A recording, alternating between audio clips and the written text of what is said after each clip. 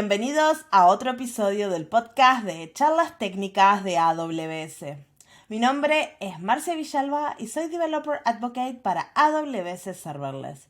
Y hoy, otra vez, me dejaron sola. Pero esta vez, Javi me dejó sola para siempre.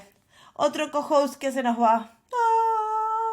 Sí, Javi dejó AWS, el último día fue después del Summit de Madrid, pero si lo siguen en Twitter seguramente van a seguir recibiendo noticias de AWS y datos porque se fue a una startup a seguir haciendo lo que a él le gusta. Y quien nos dice que no lo tengamos de invitado en el futuro. Si quieren seguir a Javi y ver sus nuevas aventuras, su Twitter se los dejo en la descripción del episodio. Pero una cosa importante, quedó la posición de Javi vacía. Si te interesa ser un developer advocate y hacer lo que hace Javi, lo que hacía Isa, lo que hace José, lo que hacía yo, está el contacto en la posición en la cajita de descripción. Cualquier consulta a las órdenes me escriben un correo y empezamos a hablar de qué es esto, ¿no? Les cuento más y hablamos más al detalle. Y una buena noticia, su manager sería Isa. Así que puntos. Pero bueno, eso es las noticias y los avisos de todos los días. Ahora vamos a hablar del episodio de hoy. Hoy vamos a estar hablando de un tema que cada vez se vuelve más grande cuando hablamos de AWS. Cada reinvent es más y más importante al punto de que se ha transformado en uno de los valores de esta empresa, que es la sostenibilidad. Vamos a estar hablando de cómo arquitectar, cómo diseñar aplicaciones sostenibles, cómo desarrollar aplicaciones sostenibles en la nube. Y para eso tengo una invitada súper especial que se llama Laura Caicedo y va a estar, es una Solution Architect Manager en UK, basada en Londres, y nos va a contar mucho de todo sobre esto porque es algo nuevo y hay un montón de cosas. Así que le damos la bienvenida a Laura. Laura, ¿cómo estás? Hola Marcia, mucho gusto y bueno, muy feliz de estar aquí hoy. Sí, bienvenida. Estoy acá muy emocionada porque a mí la sostenibilidad es algo que me interesa y yo creo que a la gente que nos escucha también es algo que les... al mundo mundial altero le interesa de cómo no morirnos en los próximos 30 años, ¿no? Así que todo lo que podamos hacer para poder reducir nuestra impresión de carbono y hacer cosas que sean más amigables con el medio ambiente siempre es bueno y bienvenido. Pero mi primera pregunta para vos, ¿no? Porque yo acá estoy hablando del desarrollo sostenible, del diseño sostenible. ¿Qué significa eso? Bueno, cuando hablamos de desarrollo sostenible, tenemos que también hablar un poco de las aplicaciones, ¿sí? Y de cómo las aplicaciones se comportan y cuáles son los requerimientos no funcionales que hemos puesto dentro de las aplicaciones. Muchas veces cuando diseñamos una aplicación y estamos desarrollando, queremos que sea lo más rápido posible, que sea capaz de guardar, de responder en tiempo real, que sea capaz de guardar muchos datos, pero el desarrollo sostenible lo que hace es introducir ese requerimiento no funcional de cuestionarnos y decir, ¿realmente sí necesito responder en tiempo real o puedo tardarme unos segundos más, pero de pronto usar menos ciclos de CPU que eventualmente se traduce en mejor huella de carbono? Entonces, lo que hablamos de desarrollo sostenible es básicamente no hacer más y no significa que si yo quiero crecer y que mi negocio crezca, no quiere decir que mis recursos tienen que crecer a la misma velocidad, sino poder encontrar ese balance entre los dos y comenzar a tener otros tipos de métricas, no solamente CPU, no solamente el número de transacciones, sino de pronto número de transacciones versus recursos y tratar de optimizar esas nuevas métricas. Claro, esto es como el día a día, ¿no? Es tipo, tenés el iPhone 7, si todavía funciona y hace lo que tiene que hacer, ¿realmente necesitas el iPhone 13? ¿Realmente necesitas esos 3 cores más? ¿Te va a producir beneficios en tu vida? Y lo mismo con el software, ¿no? ¿Realmente necesitamos responder en un milisegundo? ¿El usuario le importa? ¿Es algo que está directamente conectado al usuario o no? Simplemente es una aplicación de backend que... Un ejemplo que das del iPhone se ha venido traduciendo en las aplicaciones, en que cada vez queremos que sean más rápidas, en que cada vez los usuarios son más exigentes, pero muy pocas veces nos cuestionamos cuál es el impacto en medio ambiente de que esa aplicación sea tan rápida y si como usuarios también de que de pronto nuestros datos estén guardados por 5 años en lo que vamos a hablar como de un almacenamiento caliente versus un almacenamiento frío y como usuario ser un poco menos exigente y decir, bueno, pues puedo esperar 5 segundos hasta que se carguen mis fotos, pero la huella que deja en el medio ambiente es muy, muy grande. Sí, eso es algo interesante, ¿no? Porque nosotros pensamos como usuarios, ¿no? Pensando desde el punto de vista de usuarios, de que lo que aparece en nuestras pantallas de nuestros móviles no existe, se ejecuta en ningún lado, está en la nube. Pero en verdad hay recursos atrás, hay energía que se quema o se genera para hacer prender esas computadoras, para almacenar materiales que se usan para crear los discos duros donde se guarda todo. O sea, a veces parece tan intangible, pero también creo que es algo importante para las compañías que están creando estas aplicaciones sostenibles de mencionarlos en la página principal. Decir, esta es una aplicación que produce, que no deja huella de carbono o cosas por el estilo para que los usuarios digan, ah, bueno, capaz me banco que sea un poquito más lenta o capaz tengo más tolerancia a ciertas cosas, ¿no? Y yo Porque creo que al final es educación. yo creo que vamos a empezar a ver estos cambios en los usuarios, en donde nosotros como usuarios tomamos responsabilidad también del medio ambiente y vamos a preferir una aplicación que sabemos que de pronto es eficiente, hace lo que necesito, pero te toma unos segundos más, o no necesariamente se tiene que tomar unos segundos más, simplemente está arquitectada de forma que sé que es sostenible y como usuario voy a preferir este tipo de aplicaciones. Así como en los zapatos y en la ropa y bueno, tú sabes, todos estos retailers que ahora dicen también que son sostenibles, los usuarios tienden a hacer eso. Yo creo que vamos a comenzar a ver ese shift o ese cambio hacia las aplicaciones y hacia la tecnología que tiene tanta huella de carbono también. Sí, claro. Y ahora, capaz podemos hablar un poquito de la huella de carbono. ¿Hay alguna forma de categorizarla, medirla o algo así? Porque es muy abstracto. Sí, bueno, la huella de carbono, y para esto quiero hablar un poco del Greenhouse Gas Protocol, que básicamente nos ayuda a categorizar las diferentes emisiones y los alcances de cada uno de ellos. Entonces ellos tienen 3 alcances. Lo que se llama alcance 1 o en inglés Scope 1 es básicamente todo lo que se pone en la atmósfera. Entonces cualquier cosa que se queme, si tú utilizas madera para calentar algo, esto tiene un impacto en la atmósfera y se quema y tiene una emisión.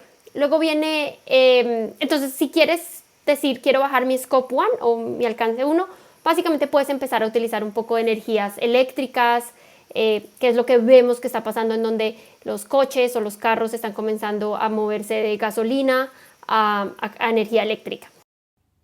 Mueven el problema a otro lado, ¿no? Ahora es cómo se produce esa energía eléctrica. Tal cual, y eso es lo que habla el alcance 2 del Greenhouse Protocol, en donde dice, ok, ahora estás utilizando emisiones a través de electricidad, pero ¿cómo estás produciendo esta electricidad?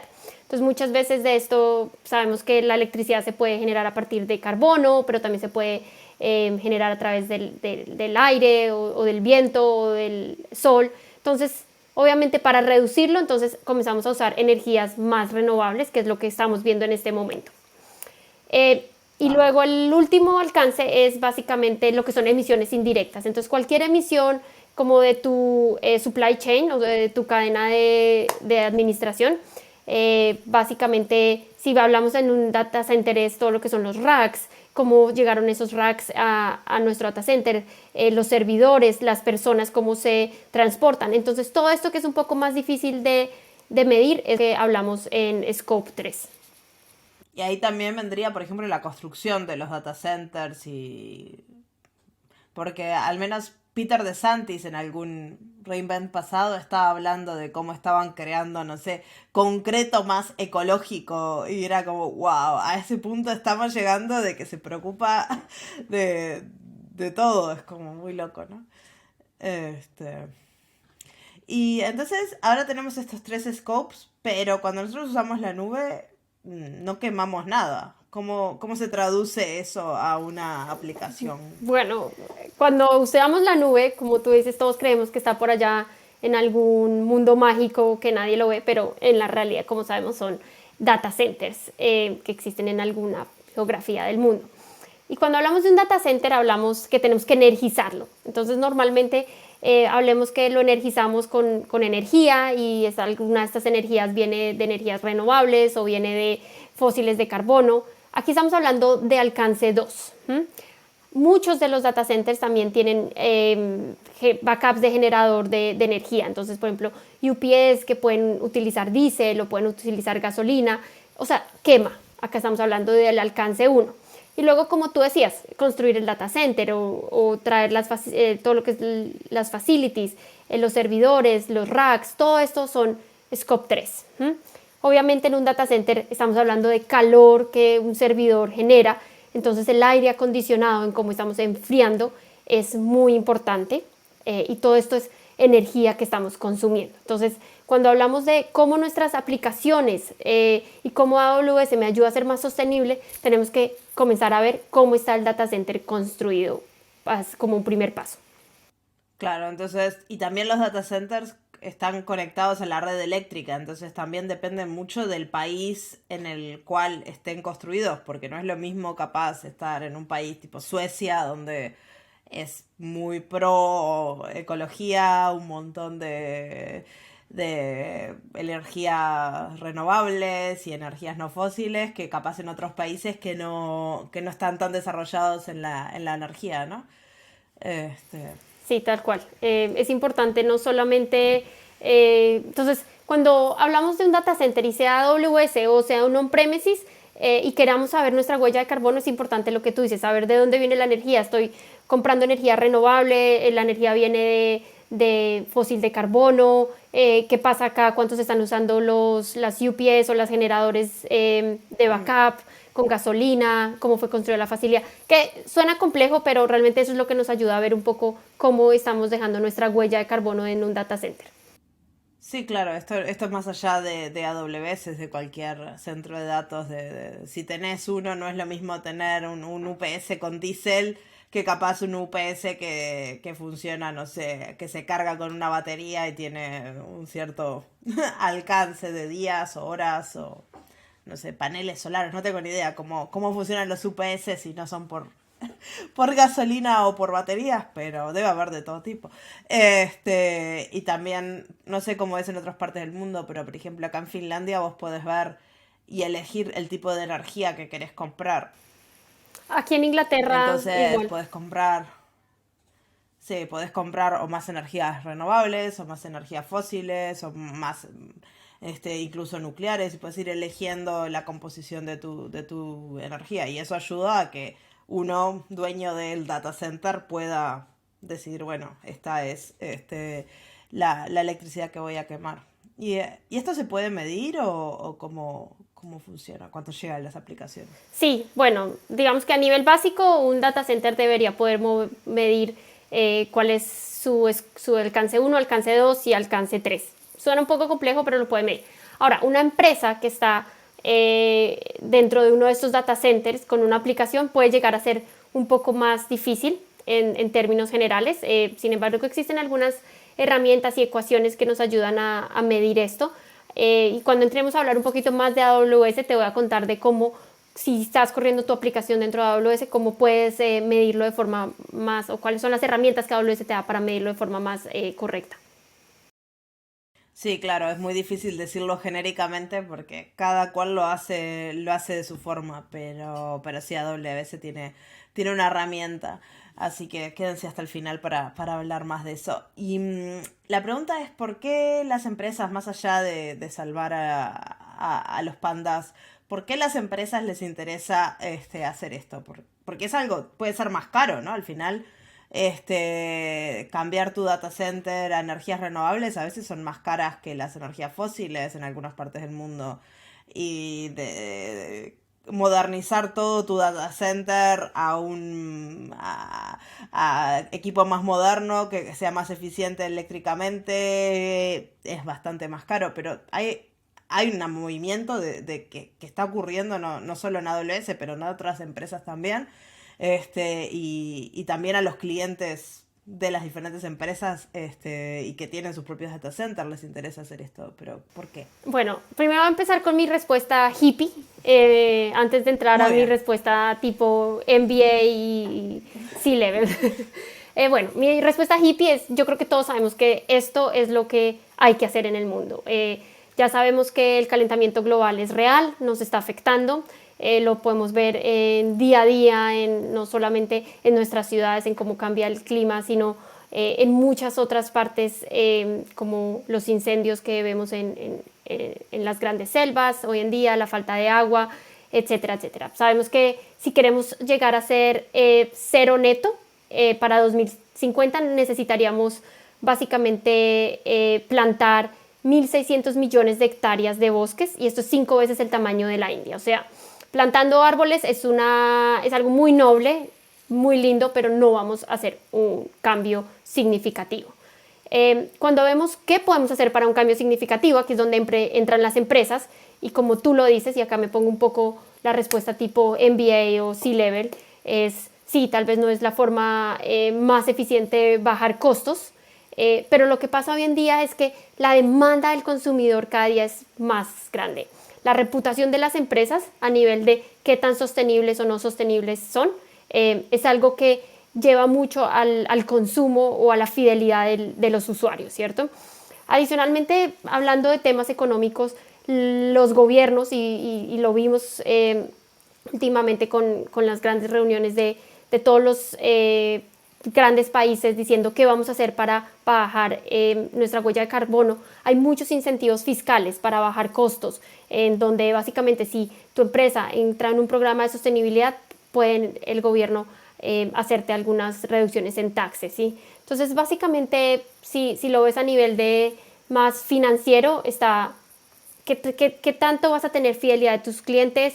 Está el tema de PR, de que cómo te ven tus usuarios, y por último puedes tener algunos incentivos fiscales, pero más allá me quedo con mi respuesta hippie de prefiero hacer esto porque es el bien del mundo, porque queremos que nuestros hijos y los hijos de nuestros hijos tengan un planeta Tierra para vivir.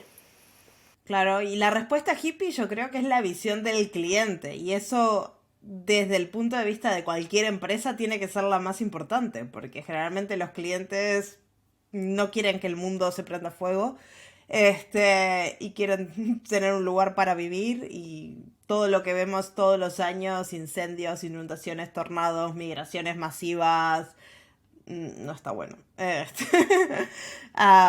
Y eso se ve reflejado en las elecciones, espero, pero yo cada vez lo veo más, y por ejemplo, uno de los ejemplos para mí más curiosos es los productos lácteos, cómo están siendo reemplazados por productos vegetales.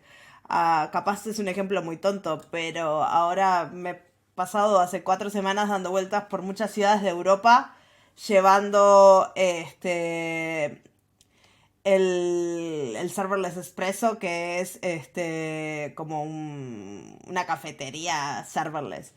Y me ha sorprendido la cantidad de gente que consume leche vegana. Es como algo que todo el mundo dice, leche, sería lo más normal. En el momento que se nos acabó la leche vegana, todo el mundo, no hay leche vegana.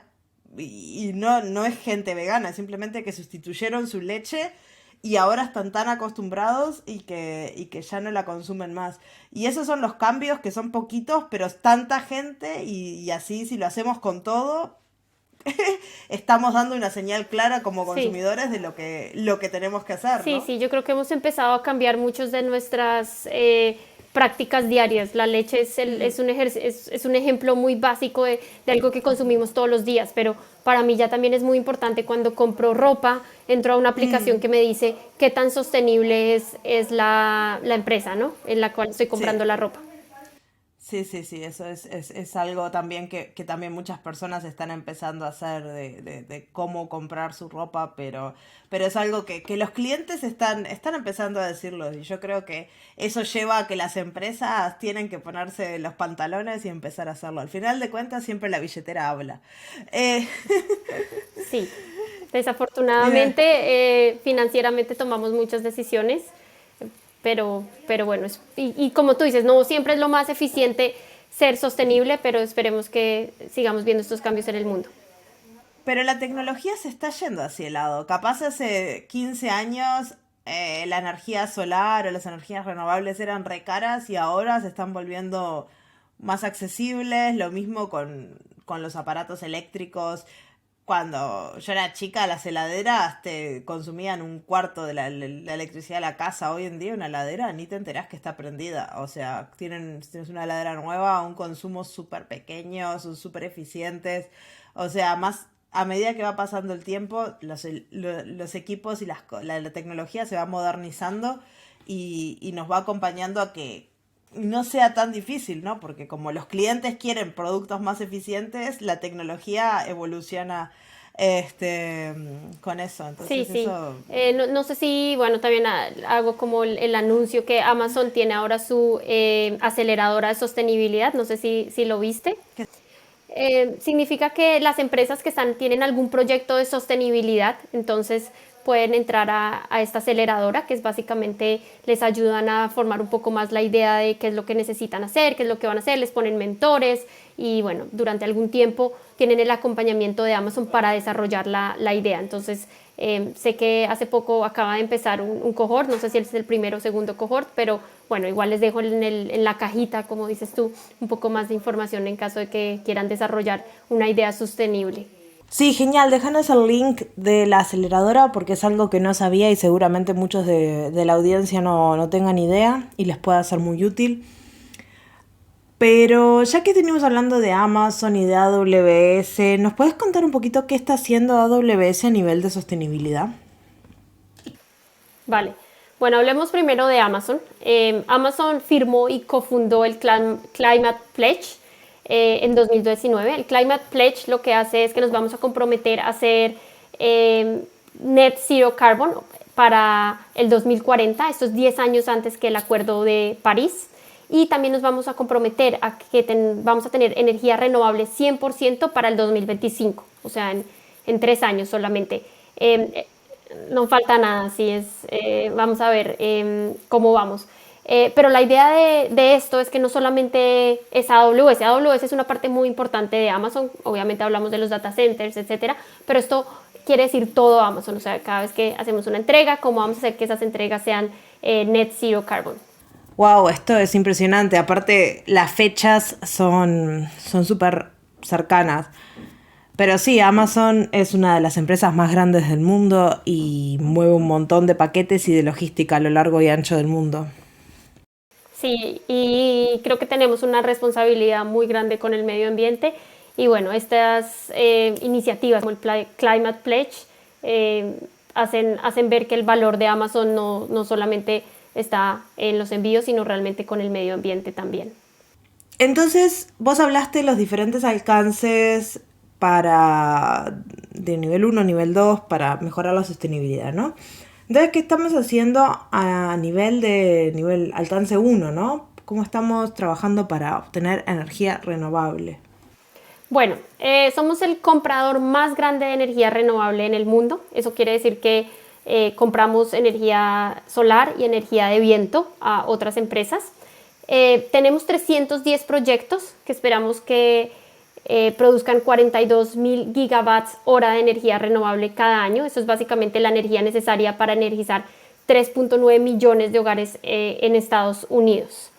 Entonces, básicamente les voy a poner también unos links en la cajita, pero vemos que cada 6 meses estamos anunciando los nuevos proyectos en los cuales estamos invirtiendo y en los cuales estamos comprando energía renovable pues para llegar a esto en el 2025. Sí, una cosa que es importante mencionar acá es que la energía renovable que producimos no significa que es la que vamos a consumir nosotros. ¿Cómo funciona esto? Nosotros producimos energía renovable, tenemos proyectos que generan esta energía renovable, la ponemos en la infraestructura eléctrica y luego consumimos la energía. Entonces muchas veces esta energía la usamos nosotros, pero también favorece a las comunidades. Efectivamente, digamos que es un poco más difícil energizar nuestros data centers directamente desde esto, entonces lo que estamos haciendo es poniéndolos en la red eléctrica. Entonces capaz podemos ir un poco más al nivel de lo que podemos hacer nosotros como arquitectos, como desarrolladores, porque bueno, Amazon AWS se va a encargar de darnos unos data centers que están usando energía renovable, alcance 1, pero ¿cómo podemos nosotros tener un impacto en las aplicaciones que estamos construyendo para que sean más sostenibles? Sí, bueno, tenemos si son familiares con el Shared Responsibility Model de seguridad, tenemos algo muy similar. Capaz nos podés explicar un poquito qué es el Shared Responsibility Model en seguridad o en general, porque es algo que hemos hablado así por arriba, pero nunca hemos entrado mucho en detalle. Entonces, el modelo de responsabilidad de seguridad básicamente dice que AWS es responsable de la seguridad de la nube. Esto quiere decir quién accede al data center, entonces todo lo que es seguridad física, pero adicionalmente quién tiene acceso al servidor como sí, quién tiene acceso al switch, al rack. Entonces todo lo que es básicamente la infraestructura global de AWS, nosotros vamos a asegurarnos que esté con los mejores estándares de seguridad. Luego, lo que es la seguridad en la nube es a cargo del usuario. Esto quiere decir, si yo te doy la opción de encriptar datos, pero si tú los encriptas o no los encriptas, es tu decisión y es tu responsabilidad, ¿sí? Como tú configures tus grupos de seguridad, es tu responsabilidad. Si lo dejas abierto al mundo, si pones tu aplicación pública o no, todo eso es responsabilidad del cliente. Nosotros vamos a darles tools y vamos a darles herramientas para que tengan visualización de si los datos están encriptados, si la aplicación es pública, si el paquete es público o no, pero a la hora de la verdad es responsabilidad del usuario de cómo va a usar todos estos servicios. Cuando hablamos de sostenibilidad, pasa algo muy similar. Entonces, AWS es responsable de la sostenibilidad de la nube. Entonces, lo que hemos venido hablando, los data centers, básicamente, cómo estamos enfriando nuestros data centers, cómo hacemos provisionamiento de nuestros servidores, cómo construimos nuestros data centers, cómo hacemos el enfriamiento, cómo utilizamos nuestras UPS. Todo lo que hemos venido hablando, esa es la responsabilidad de sostenibilidad de AWS.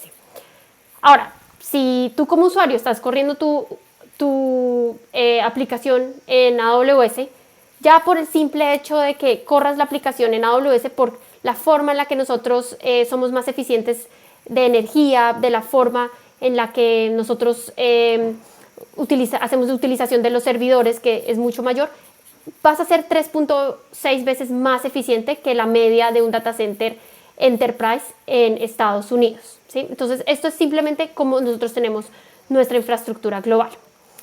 Ahora, tu aplicación está viviendo en AWS, lo que es responsabilidad tuya es cómo vas a hacer sostenibilidad en la nube. Entonces, lo que te explicaba un poco al principio de cuántos ciclos de CPU voy a consumir, cómo voy a almacenar mis datos. Voy a usar capas frías, voy a usar capas calientes.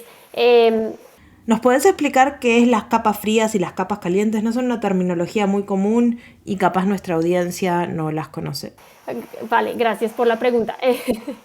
Bueno, hablamos de S3 y sabemos que S3 tiene muchas diferentes capas. Entonces, tenemos la capa estándar en donde puedes acceder a tus datos en milisegundos, pero tenemos capas más frías que son ya tipo archive, en donde de pronto te tarda un poco acceder a los datos, pero van a necesitar, van a estar almacenadas de forma más sostenible esos tipos de datos. Entonces, esto es lo que es la sostenibilidad en la nube, cómo utilizas tú todos los recursos que AWS te está dando, pero de forma más eficiente. Sí, al final es como todo, ¿no? Usar los recursos que necesitamos para nuestras aplicaciones, elegir right sizing, como le llamamos nosotros, y no poner un Hello World en un bare metal, porque es como un poco exagerado.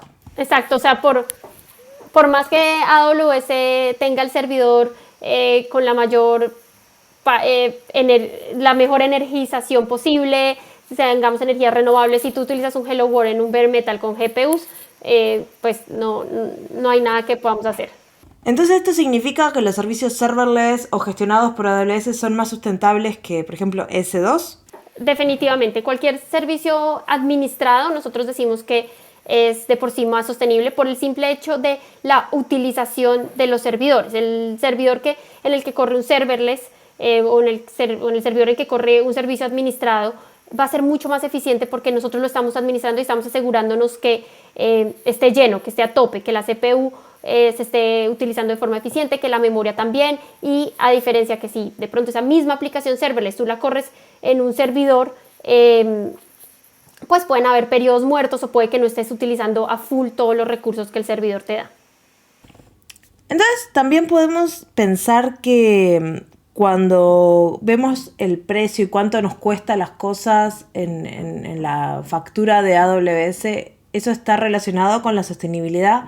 Por ejemplo, si vamos a volver al ejemplo de correr nuestro Hello World en el bare metal con GPUs, es como nos va a salir carísimo y podemos hacer exactamente lo mismo en o una función de lambda o en una T2 micro sin ningún problema de la capa gratis.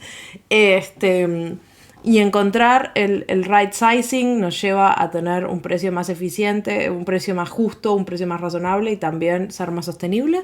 Sí, al fin y al cabo yo creo que el precio también nos dice cuántos recursos estás usando y a medida que pagues más es porque en términos generales hay excepciones, pero en términos generales los recursos quiere decir que estás usando mayor precio, estás usando mayores recursos. Entonces, lo que tú hablabas, un bare metal te va a costar mucho más. Ahora, lo que hay que comenzar a cuestionarnos aquí es cómo estoy en utilización de recursos y para eso probablemente son familiares con Trusted Advisor o CloudWatch o algunas de estas herramientas que me dice qué tan eficiente soy al consumir todos estos recursos, y es una excelente métrica es una métrica muy simple financieramente en la que hemos venido diciendo por años tienen que hacer right sizing, tenemos que hacer cost optimization. Todo esto es una métrica simple que también puede ser aplicada a sostenibilidad, porque a nivel de sostenibilidad bueno, estás consumiendo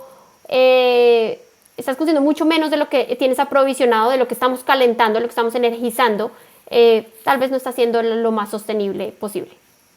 Entonces, básicamente lo que tenemos que aplicar son arquitecturas de microservicios. Las arquitecturas de microservicios son muy sustentables, sostenibles, porque, por ejemplo, en el caso de la utilización, cuando tenemos un monolito, tenemos que escalar el monolito y, según la ley de Pareto y muchas cosas empíricas, generalmente el 80% del tráfico va al 20% del código en nuestro monolito. Entonces eso va a hacer que básicamente escalemos un montón de partes de ese monolito que no necesitan escalar y estemos usando recursos que no son necesarios. En cambio, una arquitectura de microservicios o una arquitectura orientada a eventos o serverless con una decomposición mucho más pequeña de los problemas, vamos a escalar ese microservicio o ese componente y que va a ser el 20% de la aplicación que va a recibir el 80% del tráfico y vamos a estar otra vez ajustándonos al tamaño correcto, ¿no?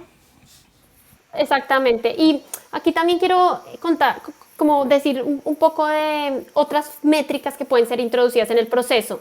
Entonces hemos venido hablando de CPU, de memoria, de todo esto que son métricas con las que somos familiares, pero yo lo dije al principio, el crecimiento del negocio no necesariamente quiere decir el mayor uso de recursos.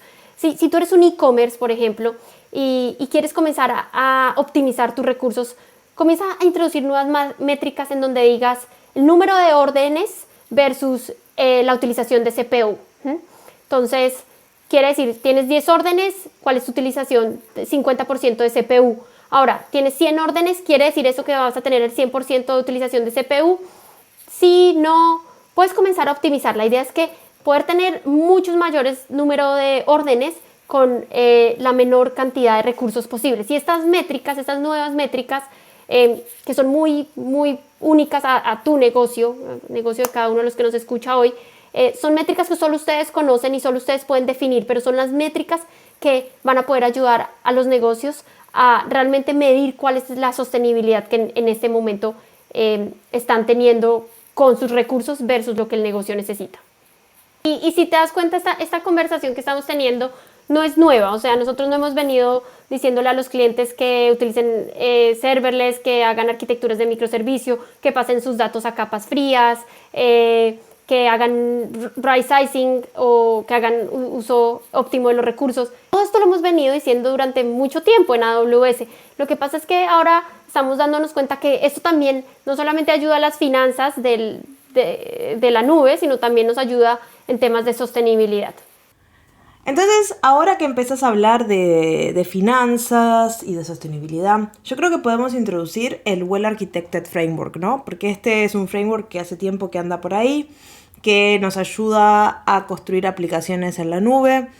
Eran 5 pilares, ahora son 6, se agregó el pilar de sostenibilidad. Y este Well Architected Framework básicamente tiene un montón de buenas prácticas de cómo hacer aplicaciones en la nube. Capaz nos puedes contar un poquito más de este nuevo pilar. Sí, si eran 5 pilares, ahora tenemos 6. Esto fue en reInvent del año pasado. Sí.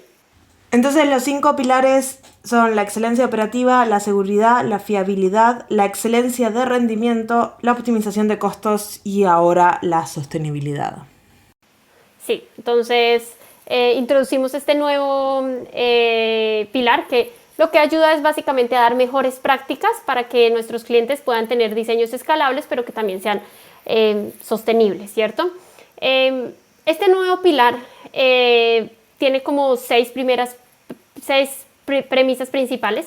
La primera es entender el impacto. Entonces era lo que yo decía también. Solamente tú, el que me está escuchando hoy en día, conoce cuáles son los resultados comerciales y conoce cuál es el impacto de sostenibilidad relacionado con su negocio. Entonces necesitan, esto no es arte de magia, ustedes necesitan sentarse un poco, entender cómo los resultados comerciales los podemos relacionar tal vez con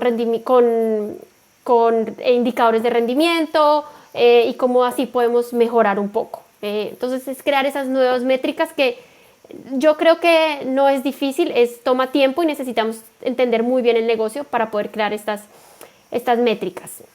Luego de que entendemos y sabemos qué es lo que está pasando en nuestro negocio y cómo podemos mejorar, entonces podemos tener objetivos de sostenibilidad. En esos objetivos es básicamente a largo plazo, vamos a ver el ROI, entonces el Return of Investment, y vamos a decir como, ok, cuáles son esos proyectos o cuáles son esas métricas que quiero impulsar que me van a permitir invertir en objetivos de sostenibilidad, ¿cierto? Entonces, si te das cuenta aquí, hasta el momento, muy poca tecnología hemos hablado. Hemos hablado más de negocio. Entonces, esto comienza a entender el negocio, en cuáles son esas métricas que quiero llevar y cuáles son los objetivos que me voy a comprometer. Luego de eso, entonces, puedo comenzar a maximizar la utilización. Básicamente aquí es, ok, ya sé por dónde me voy a enfocar, ahora sí voy a comenzar a hablar de mi carga de trabajo, de mi CPU, de mis ciclos, de mi memoria, de mi storage, de mis microservicios, de todo lo que hemos venido hablando y ver cómo puedo mejorar la eficiencia. Necesitamos entender también cuál es nuestro software y cuál es nuestro hardware. Entonces, aquí también vienen las compras responsables como empresa, en donde, ok, tengo que comenzar a evaluar cuáles son las opciones de hardware, en el caso de que tengan hasta los computadores, ordenadores que compramos hoy en día, saber cómo me están afectando, y el software también. Entonces, el software que también me permita mejorar la eficiencia y me permita diseñar con flexibilidad. Luego tenemos los servicios administrados, entonces ya lo hablamos, es una fórmula fantástica en la cual puedo mejorar la utilización de los recursos porque yo no lo hago, lo hace AWS por mí. Y esto significa cosas como empezar a usar Graviton 2 o Graviton 3, ¿no? Exactamente. Entonces, en el punto anterior que yo decía, cuál es el hardware y software que estamos comprando. Aquí también es importante entender cuáles son las CPUs, las CPUs en las que nuestros servidores están corriendo. Entonces, ¿qué es Graviton 2.0? ¿Qué es Graviton 3.0? Y entender estas ofertas para poder irnos migrando a medida que Amazon me da formas más eficientes. Sí, claro, y a veces migrar es muy fácil y a veces no tanto, pero al final, a largo plazo, estas aplicaciones están corriendo y bueno, invertir un poco en migrar de una arquitectura x86 a una ARM que es Graviton, bueno, puede ser un poco dolor de cabeza, pero al final nos va a ahorrar un montón de dinero, ¿no? Y muchas veces AWS hace muy fácil estas migraciones. O sea, hay veces que son un dolor de cabeza, pero lo que nosotros tratamos de hacer es que sea lo más fácil para el cliente y lo más simples posible. Entonces, también eso es algo en lo que trabajamos como en nuestro Customer Obsession para que esto sea fácil y que podamos hacerlo. Bueno, sí. Entonces voy a resumir un poco del nuevo pilar. Entonces, básicamente, bueno, y creo que no lo dije, pero la idea del Well Architected Framework es que les va a hacer una serie de preguntas que les va a ayudar a responder estos pilares, ¿no? Entonces, entender el impacto. Eh, Pero antes de que nos resumas todo con esto que acabas de decir, me gustaría hacer una aclaración, porque una cosa que yo veo mucho en los clientes con el Well Architected Framework es que a partir de que está disponible en la consola, que vos podés ir y como testearte, mucha gente intenta tener un 100% en todo y no es posible. Una cosa que es importante cuando trabajamos con el Well Architected es elegir cuáles son los pilares en los cuales nos queremos enfocar y trabajar en eso. Es un proceso largo y es un proceso de mejora continua. Entonces, nos hacemos una evaluación primero, vemos dónde estamos y vamos yendo paso a paso, ¿no? 100% y creo que más aún con el tema de sostenibilidad.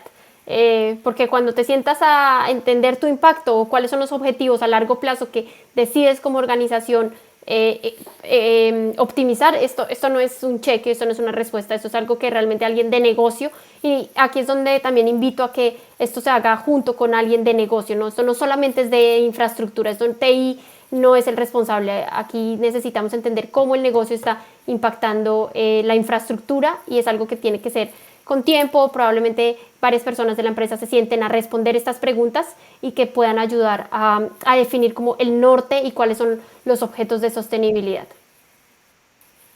Bueno, y la última, entonces, perdón, estaba resumiendo, entonces estamos entendiendo el impacto, estamos identificando cuáles son los objetivos de sostenibilidad que queremos. Luego vamos a decir, ok, cómo vamos a maximizar la utilización. Ahora sí me voy a entrar en TI, voy a entender cómo estoy utilizando mis cargas de trabajo. Luego también me va a comenzar a hacer preguntas de cuál es el hardware y software que estoy usando y están siendo eficientes. Me va a comenzar a hacer preguntas de si estoy utilizando servicios administrados y si esos servicios administrados podrían ayudar a minimizar el impacto. Y por última, otra que también hace es el impacto de las cargas de trabajo descendentes, o sea, el software que yo estoy publicando.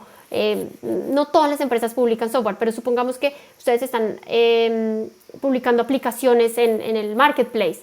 Cada cuánto estoy haciendo que mis clientes actualicen sus dispositivos, ¿sí? Entonces, esto también tiene un impacto. Entonces, me voy a comenzar a ver, a hacerme entender como algo tan simple como lo que nosotros decimos muchas veces, el CICD o Continuous Improvement Continuous Delivery, cuál es el impacto que tiene, porque estoy poniendo muchos diferentes cambios en mis aplicaciones, pero quiere decir que mis usuarios también tienen que hacer una actualización en sus dispositivos, cuál es la cantidad de energía o recursos necesarios para esto. Entonces, esto también lo vemos en el Well Architected.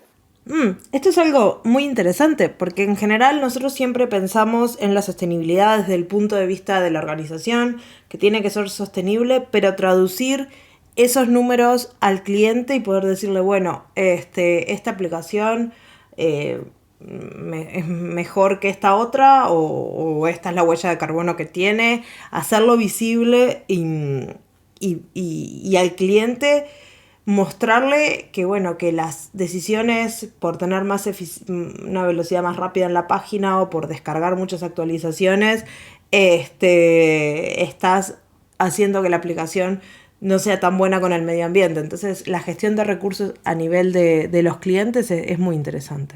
Sí, y como usuarios también, o sea, yo nunca pensé cuál era el impacto que cada vez que descargo una aplicación o cada vez que actualizo las aplicaciones, nunca lo pensé realmente hasta que leí el pilar del Well Architected me hizo un poco ser más consciente de cuál es la energía que estoy consumiendo debido a esto, ¿no? Entonces, capaz podemos, ahora que estamos hablando de métricas y de cómo mostrarle esto a los clientes, capaz podemos hablar un poco de la herramienta del Carbon Footprint Tool y qué mide para poder entender qué tan sostenibles son nuestras aplicaciones. re:Invent el año pasado anunciamos el Carbon Footprint y creo que llegó a ser generalmente disponible en marzo de este año. Entonces, a partir de marzo de este año, nuestros clientes tienen acceso a lo que llamamos el Carbon Footprint Tool. Y básicamente les va a dar el resumen de cuáles son las emisiones de carbono por geografía y por servicio. Es una tool que es nueva, aún lo estamos desarrollando, pero está bastante buena porque les va a decir por S3, por S2, cuál es esa emisión de carbono. La métrica es, me toca leerla un momento porque no me la sé muy bien, es Metric Tons of Carbon Dioxide Equivalent. O sea, algo como toneladas de equivalente de dióxido de carbono en español o algo así. Se dice MTCOE2. Y básicamente únicamente va a ser scope 1, alcance 1 o alcance 2 de lo que decía un poco antes de el gas greenhouse protocol.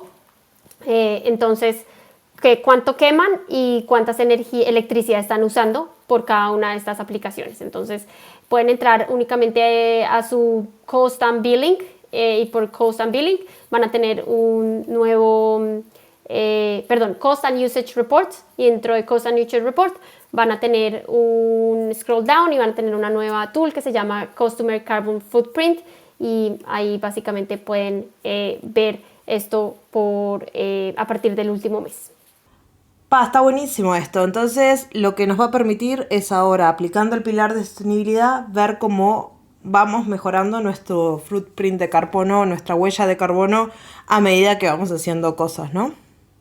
Sí, y es una forma también muy práctica de lo que hemos venido hablando de las métricas, de poder saber medir la métrica de que entendí mi impacto, decidí cuáles son los objetivos de sostenibilidad, quiero ver cómo esto me va a cambiar a largo plazo. Este es el tool que me va a poder ayudar a medir si realmente los cambios que estoy haciendo en mi aplicación están teniendo el impacto que yo quería. Y con esto yo creo que ya le hemos dado un montón de información a la audiencia, le hemos contado todas las diferentes formas que Amazon y AWS intentan que tus aplicaciones sean más sostenibles, sustentables. Les hemos dado herramientas para ayudarlos a hacer que sus aplicaciones sean más sustentables. Entonces, con eso yo les quiero agradecer. ¿Algo más para agregar? Bueno, decir que en la cajita les dejo primero lo de la aceleradora de sostenibilidad, les dejo el link del Carbon Footprint, les dejo el Well Architected y también les dejo la página para que se enteren un poco de lo que Amazon en general está haciendo a nivel de sostenibilidad. Si quieren saber más acerca de nuestros proyectos de energía renovable, bueno, ahí encuentran toda esta información. Genial, todos los links en la cajita de descripción. Muchas gracias y les voy a dejar también tus redes sociales por si te quieren contactar. Me imagino que como todo el mundo en AWS estás reclutando. Sí, claro. Sí, si quieren, estoy reclutando como toda la vida de cualquier manager en AWS, así que sí, por favor, en Londres, por favor, contáctenme. La sostenibilidad es un tema, no me considero una experta, es un tema en la cual he venido aprendiendo hace un año, un poco más, pero es un tema que me apasiona mucho como usuaria y como persona, y por eso decidí meterme en el tema de saber qué estamos haciendo como AWS y cómo ayudar a los clientes. Entonces, háganme preguntas, pero pues también ténganme paciencia, que no soy una experta. Y con eso ya está, terminamos por hoy. Espero que les haya gustado este episodio. Muchas gracias, Laura, muchas gracias a todos los que nos escucharon. Nos vemos en 2 semanas con otro episodio del podcast de Charlas Técnicas de AWS. Chau, chau.